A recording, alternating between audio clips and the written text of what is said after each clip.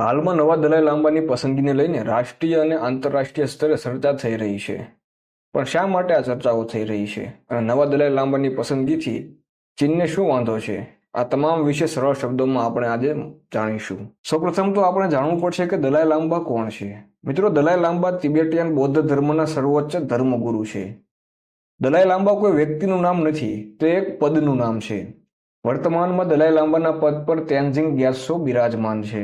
પરંતુ સવાલ એ થાય કે હાલમાં કેમ ચર્ચામાં છે દલાઈ લાંબાનું નામ?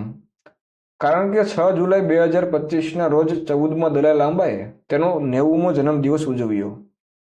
જે કાર્યક્રમમાં તેણે કીધું કે દલાઈ લાંબાની પરંપરા શરૂ રહેશે અને તેનો વારસદાર એટલે કે 15મા દલાઈ લાંબાની પસંદગી તિબેટિયન બૌદ્ધ ધર્મ અનુસાર જ થશે. દલાઈ લાંબાએ એવું પણ કહ્યું કે તેમનો ઉત્તરાધિકારી સ્વતંત્ર દુનિયામાં એટલે કે ચીનની બહાર પણ જન્મી શકે છે. આ વાત ચીન માટે આગમાં ઘી હોમવા જેવી હતી. તો સવાલ થાય કે નવા દલાઈ લાંબાની પસંદગીમાં ચીનને શું વાંધો હોઈ શકે?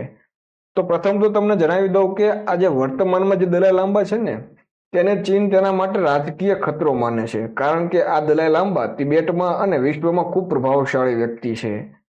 અને જો આ જ દલાઈ લાંબા નવા દલાઈ લાંબાની પસંદગી કરે છે તો આ ખતરો ચીન માટે પણ આગળ શરૂ રહેશે. અને ચીન દાવો પણ કરે છે કે નવા દલાઈ લાંબાની પસંદગી કરવામાં તેનો પણ અધિકાર છે. હવે સવાલ એ થાય કે ચીન પોતાની પસંદગીને દલાઈ લાંબા શા માટે બેસાડવા માંગે છે? તો તેના મુખ્ય 3 કારણ છે. પ્રથમ કારણ એ છે કે તિબેટના લોકો પર તે રાજકીય અને ધાર્મિક નિયંત્રણ મેળવી શકશે. બીજું કારણ તે છે કે તિબેટની સ્વતંત્રતા ચળવળને તે નબળી પાડી શકે છે અને વૈશ્વિક દબાણ પણ તેના પરથી ઘટાડી શકે છે.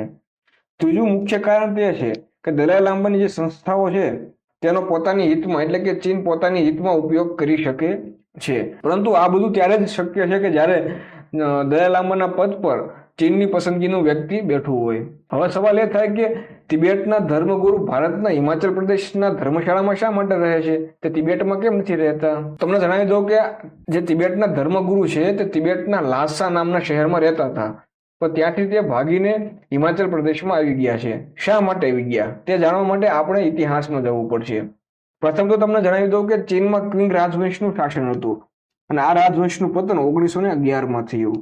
આ રાજવંશના પતન પછી તિબેટ ફરીથી એક સ્વતંત્ર રાષ્ટ્ર જાહેર થઈ ગયું અને 1912 થી 1950 સુધી તિબેટ સ્વતંત્ર દેશ તરીકે વિશ્વના નકશા પર રહ્યું હતું. પણ સાચો વળાંક ત્યારે આવે છે કે જ્યારે 1949માં કોમ્યુનિસ્ટ પાર્ટીની સરકાર સ્થપાય છે અને માઓ તેના રાષ્ટ્રપતિ બને છે.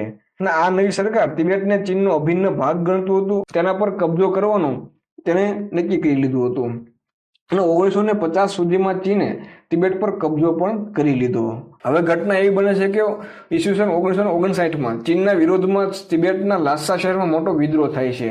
આ વિદ્રોહને ચીનના સૈનિકો બહુ નિર્દયતાથી દબાવી દે છે અને આ વિદ્રોહ દબાવ્યા પછી ચીન તિબેટના આધ્યાત્મિક અને રાજકીય નેતા એટલે કે દલાઈ લાંબા પર નિયંત્રણ લેવા માંગતું હતું. જે વાતની દલાઈ લાંબાને ખબર પડી ગઈ. દલાઈ લાંબાને ખબર પડી કે ચીનની સેના ગમે ત્યાં તેને પકડી શકે છે અને તેને હત્યા પણ કરી શકે છે. આ ખતરાને જોતા 17 માર્ચ 1959ના રોજ દલાઈ લાંબા ગુપ્ત રીતે તિબેટમાંથી નીકળી જવાનું નક્કી કરે છે. હિમાલયના જોખમી રસ્તાઓ પર 2 અઠવાડિયા સુધીની યાત્રા કરે છે અને છેવટે 31 માર્ચ 1959ના રોજ ભારતની સરહદે આવેલા અરુણાચલ પ્રદેશના તવાંગ વિસ્તારમાં તે પહોંચી જાય છે. આ વિસ્તારમાં પહોંચ્યા પછી તે સમયના આપણા ભારતના વડાપ્રધાન પંડિત જવાહરલાલ નહેરુને તે એક પત્ર લખે છે અને રાજકીય આશ્રય માગે છે અને જવાહરલાલ નહેરુ તેને રાજકીય આશ્રય પણ આપી દે છે અને ભારત સરકાર દલાઈ લાંબાને હિમાચલ પ્રદેશના ધર્મશાળામાં સ્થાયી થવાની વ્યવસ્થા કરી આપે છે. ત્યારથી આજ સુધી તિબેટની તમામ રાજકીય અને ધાર્મિક પ્રવૃત્તિ પર દલાઈ લાંબા ધર્મશાળામાં બેઠા બેઠા જ નિયંત્રણ કરે છે. જે વાતથી ચીન પણ ખફા છે. જો આ માહિતી તમને ગમી હોય તો વિડીયોને લાઇક કરજો, શેર કરજો અને વધુ આવી સરળ શબ્દોમાં માહિતી મેળવવા માટે અમારી ચેનલને ફોલો કરજો.